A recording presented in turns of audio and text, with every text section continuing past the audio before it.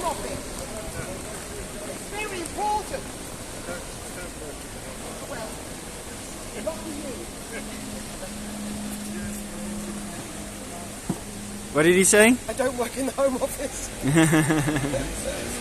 I said, lucky you. Yeah. No. You were at my house yesterday recording a poem, weren't you? I was. It was very exciting. I had a great time. Yeah, it was good, and we were talking about Assange, and we were talking about how it crystallises many things for you, and that's why it got you interested in it in the first place. Can you talk to us about that? Yes, I was very aware of the Julian Assange issue from the moment that WikiLeaks came to public attention, and was very interested and supportive of the work that they were doing in exposing the world's administrations to scrutiny. Then, when Julian Assange was accused of sexual misconduct, I thought that was very suspicious and a bit dodgy, and I watched the whole situation unfold throughout the time during which he was in the embassy, which resulted in him being transferred to Belmarsh. And I realised the urgency of the issue when the extradition to America became a legal reality, or rather an illegal reality.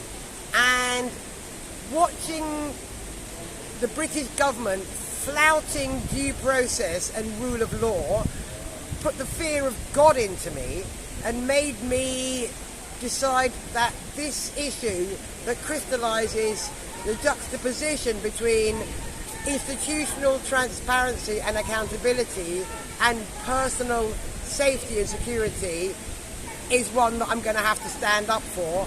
So here I am standing on a chair.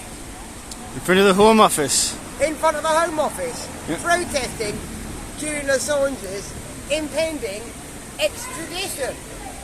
And where else have you been with your chair? I've been all over the shop. I've been outside The Guardian. People outside The Guardian, it was very interesting because a large amount of them wouldn't catch my eye.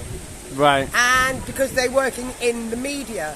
And I was saying things along the lines of, do you stand for the freedom of the press?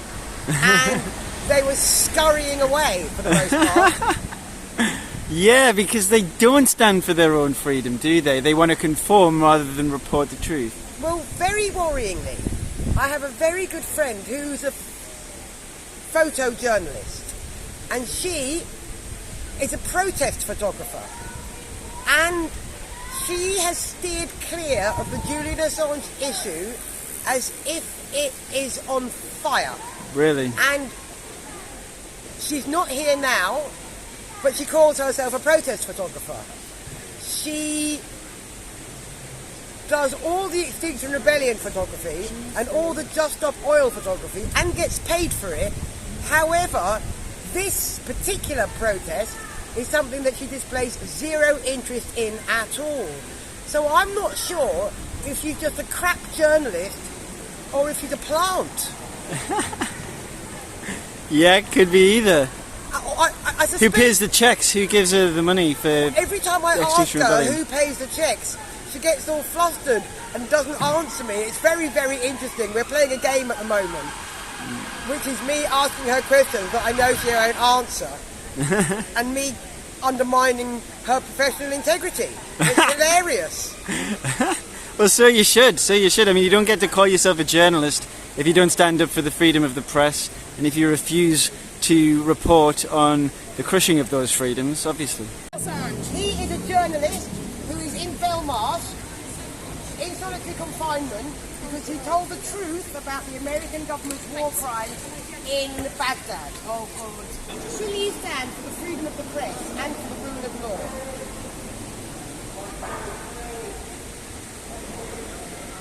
Is there anything else you'd like to say, Nonika? Anything that springs to mind about the case, about Julian, America, Britain? The things that anything spring you like to mind are that all our freedoms are crystallised in this one man's fate, and in the way that history has a way of making things neat and tidy, that if we fail to stand up for this man's human and individual rights, we are failing to stand up for the compassionate evolution of a human society. You are the hope of your generation.